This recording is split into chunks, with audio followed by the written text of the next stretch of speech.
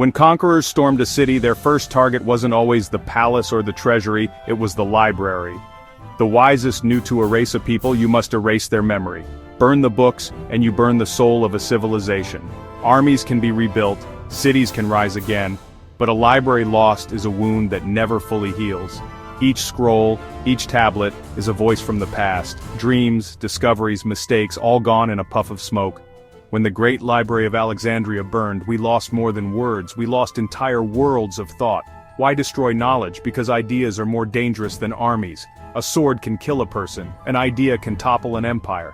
Libraries were the true armories, where revolutions began, where the future was forged. For tyrants, these were the most dangerous places in the world. The ruins of ancient libraries are not just stones, they are crime scenes. The deliberate destruction of knowledge is an assault on all humanity. Conquerors who burned libraries weren't just vandals, they were strategic thinkers. They knew to control the future, you must control the past. And the surest way to do that? Burn the books, silence the voices, erase the memory. The loss echoes for millennia. We stand in the shadow of those ashes, still feeling the cost. The lesson is clear, knowledge is power, and its destruction is the ultimate act of domination. The conquerors understood this, do we? The fate of civilization has always rested on what we choose to remember, and what we allow to be forgotten. The burning of a library is the burning of possibility itself, and that is a loss humanity can never afford.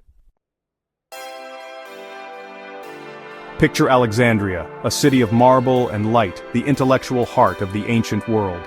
At its core stood the Great Library, not just a place for reading but a state-funded engine of power. Its mission, collect all the world's knowledge, every scroll, every idea. The Ptolemies poured wealth into this project, seeing the library as both a symbol and a weapon. By centralizing knowledge, they controlled it, deciding which ideas lived and which died.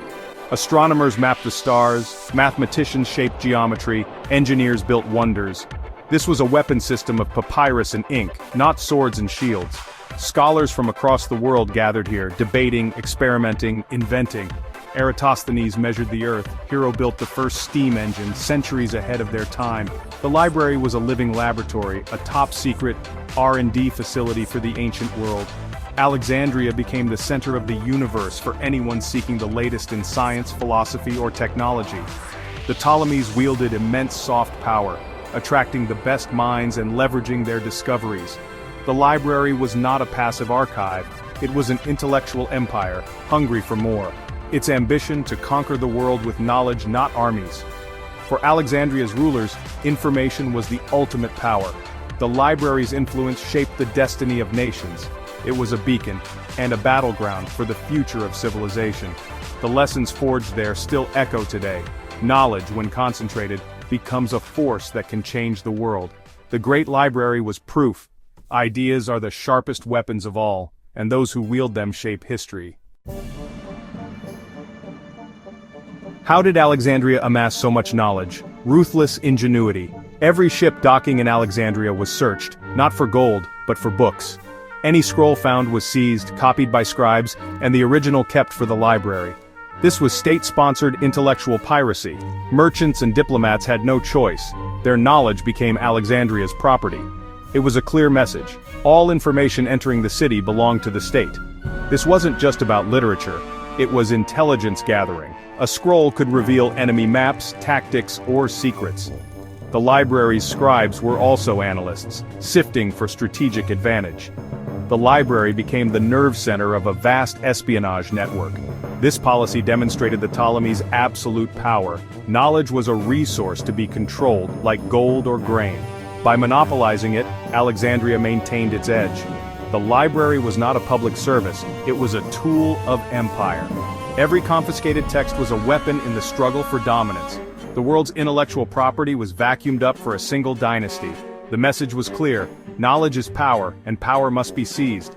In Alexandria, information was the ultimate prize. Ancient warfare wasn't just fought with swords, it was fought with ideas. Ideas can't be stopped by shields or imprisoned by walls. Once released, they spread, infecting minds and toppling dynasties. Rulers feared the wrong idea more than 1,000 soldiers. Democracy, born in Athens, was a direct threat to every king. A single scroll could be more subversive than an army. Armies can be defeated, but how do you kill a belief? That's why tyrants burned books, to kill the ideas inside. Libraries were battlegrounds for ideological wars. They stored, debated, and refined the ideas that could spark revolutions. A library could inspire citizens to overthrow their rulers or question the divine right of kings. Knowledge was a double-edged sword, powerful but dangerous. Rulers curated their collections, promoting ideas that supported them, suppressing those that threatened. Every new discovery challenged the old order. In the hands of the people, knowledge was a spark for revolution. The librarian became one of the most powerful and dangerous figures in the kingdom. The paradox: knowledge is essential for power, but it's also inherently destabilizing. Every scroll was a potential revolution, and every library a powder keg. Ancient libraries were hives of intrigue, not quiet sanctuaries. Rulers used them to spy on enemies and visitors alike. Visiting scholars were watched. Every scroll they read was noted. Librarians doubled as agents, analyzing what foreign guests studied. The reading list of a rival scholar was a goldmine of intelligence.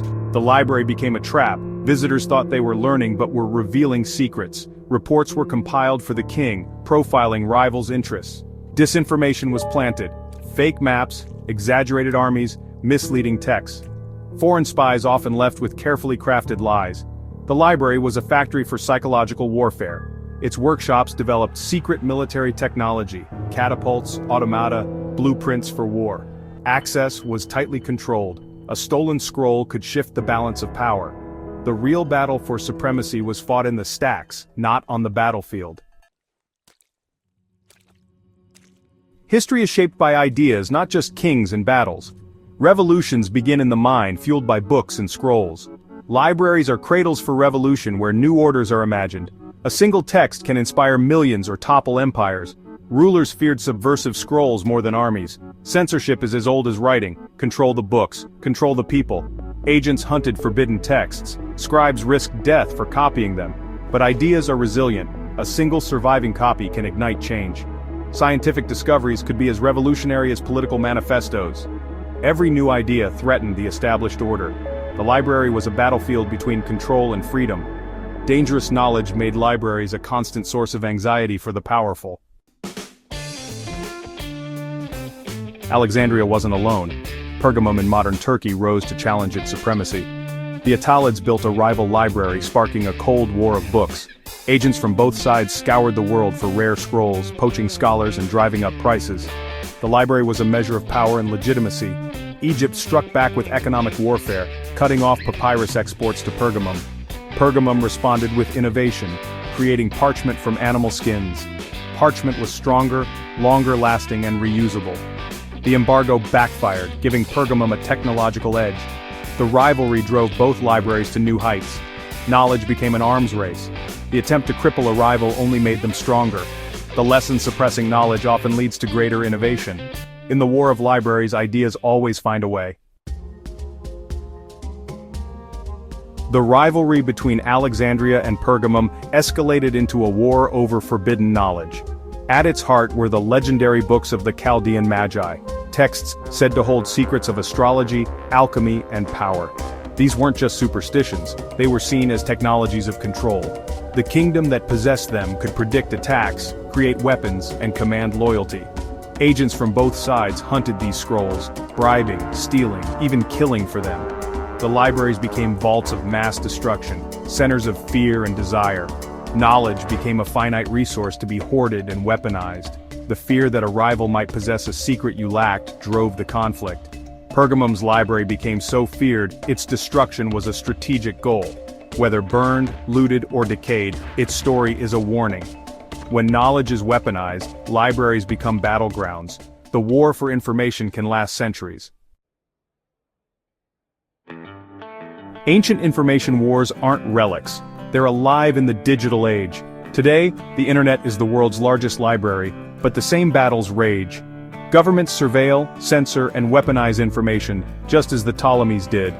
Digital firewalls and propaganda are the new book burnings. A single viral post can spark revolution or topple regimes.